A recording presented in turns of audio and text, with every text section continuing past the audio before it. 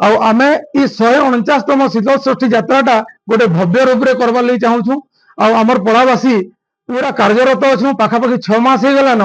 से जेन 6 मास जेन प्रिपेरेसन करिछु आ जेन सब प्रोग्राम माने सब अरेंजमेंट करिछु से विषय रे आमर आखपाख जहाँ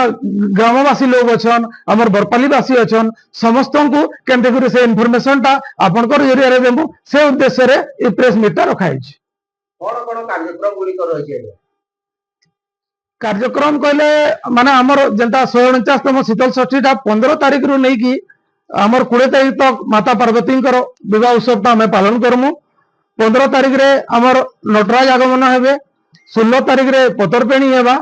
17 तारीख रे आमर कलश यात्रा हेबा, 18 तारीख रे आमर बराती आसबे आमर हिमाद्री नगर के,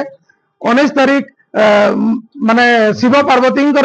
विवाह उत्सव पालन हवा और 20 तारीख रे मांकर लोमानी उत्सव टा गोटे धूमधाम रे पालन कर नमु बोली आमे सुचिंतित और प्रतिष्ठित।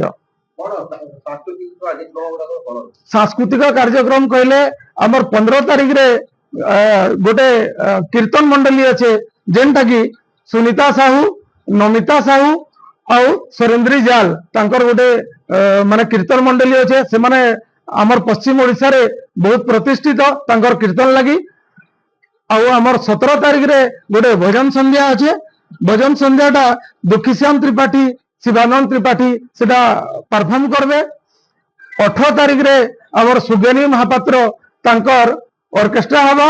19 तारीख रे आमर दीप्ति रेखा पाड़ीर ऑर्केस्ट्रा हवा। ई सब सांस्कृतिक कार्यक्रम माने आमर अच्छे। आय व्यय कोन आमर माने इटा तो आम निजर पड़ावासी गोटे कलेक्शन के नहीं आम करूछु तो आमर बजेट अच्छे 45 लाख टंकार 45 लाख टंका भितर आम जहाँ सब आयोजन करिछु एबे तक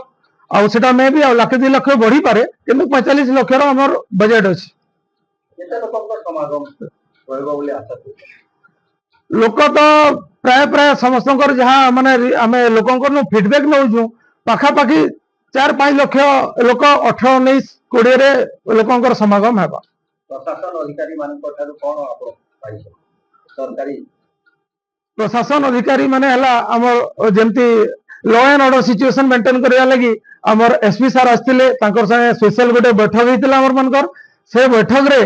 सब जिंस पुंखानुपुंख भाव रे डिस्कशन हेतिला और सर हमको आश्वासन देथिले कि ई वर्ष लॉ एंड ऑर्डर सिचुएशन बहुत बढ़िया आकर मेंटेन कराबा आउ प्रत्येक कार्यक्रम रे जनता विशृंखला नहीं होगा और श्रृंखलार सहित केते आम सब कार्यक्रम के माने पालन करि पारमा से ऊपर से हमको दिग्दर्शन देथिले। जेते जेते जिंस प्रतिश्रुति देथिले ता आजि पर्यंत पूर्ण हेछि कि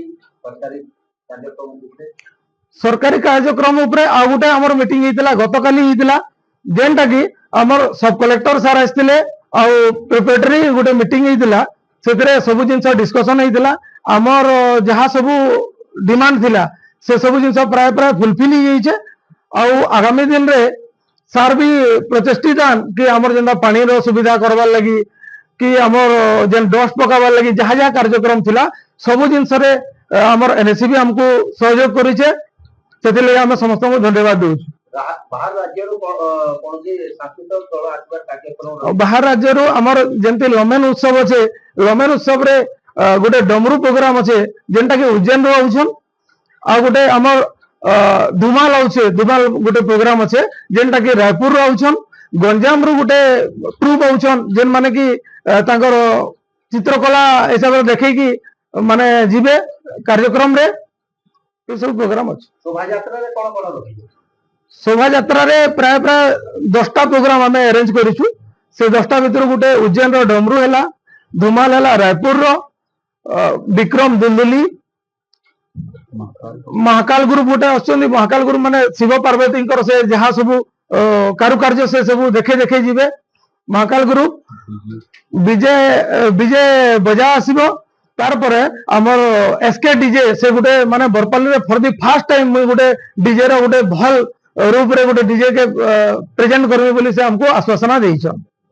एलेक्स बाबा उसन एलेक्स बाबा जे कि यहाँ बहुत प्रतिष्ठित जान मेन करी यंग मास पिला घर आगड़े से बहुत प्रतिष्ठित जान तांकर गीत मान को पिला माने पूरा पागल भलिया सुनसन बेले से आसुचन हमर रोड शो करवार लगी प्रोग्राम रे कमिटी तरफ भक्त मानक महिला और पुरुष भक्त मानक कौन रखी कमिटी तरफ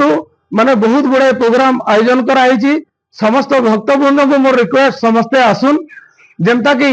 आमर 18-19 20 इटा हूँ आमर यात्रार मेन दिन माने से दिन रे प्रत्येक दिन आमर अन्नकूट व्यवस्था है शीतल पानीय जल व्यवस्था कराई खीरी बंटन करावा तार संगे सुजीर